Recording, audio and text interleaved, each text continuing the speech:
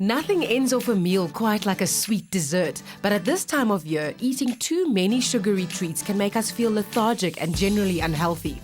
Using fruit as a substitute for sugar goes a long way in allowing dessert indulgence without any of the guilt. The festive season is upon us, and for many, that means eating too much, feeling guilty, but it's not necessary. We're going to make a beautiful dessert for the festive season today that has the sweetness, the spices, nuts, something creamy. If you can stick to something that gives you some texture, a little bit of sweetness, and you use fresh peaches for that, ricotta cheese, not a cream, and a little bit of butter, you get the same yumminess and you get that same satisfaction from the pudding, but you don't have to feel guilty. Ricotta cheese is very low in fat and it has the ability to blend beautifully with other flavors. So we are going to make a little bit of a sauce in the pan with honey, butter, and some ground spice that is that typical festive season flavor that we all enjoy, and then some flaked almonds, which are also full of goodness and adds a nice crunch to the dessert. When you prepare the peaches, it's important to use yellow cling peaches. Nectarines will also work, but it's important that the fruit is ripe but not too soft, otherwise you're going to battle to get that pip out.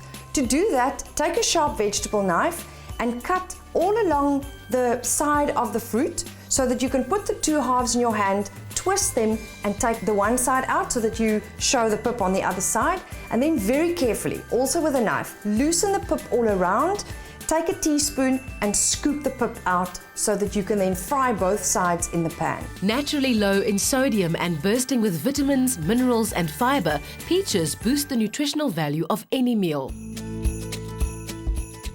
Then the first step in the recipe is to toast your nuts.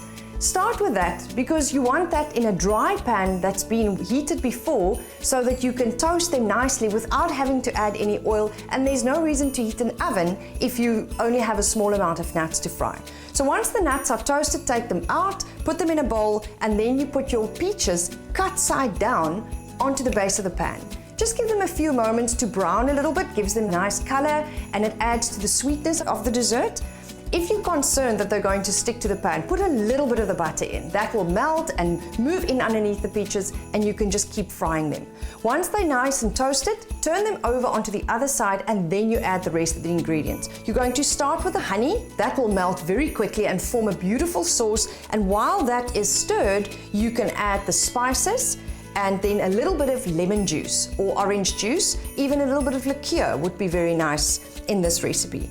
Allow the peaches to simmer in that for a bit, put the lid on, reduce the heat, and literally simmer them for 3 to 5 minutes, depending on how big the peaches are and how ripe they were, and that's the dessert. Cooking brings out more of the flavor of even the ripest peach. The heating process also allows the fruit's antioxidants to be more easily absorbed. Eating a wide variety of different foods is an important aspect of a balanced diet, but try to also include a variety of cooking methods to ensure you get the most nutritional value from everything you eat. Once the peaches are fried, you just need to top and finish them. You're going to make little spoonfuls of ricotta. You can smooth it a little bit or crumble it more if you want. Scoop that into each half. Sprinkle it with some of the nuts. Take a spoon and drizzle all that sauce, it's a beautiful sauce, over all the peaches. Garnish it with a bit of edible flowers, some mint sprigs, and don't tell people that it's a healthy dessert. Just see how much they enjoy it. Eat slowly, enjoy the company, and take time to savor your food fully before you dish up a second helping.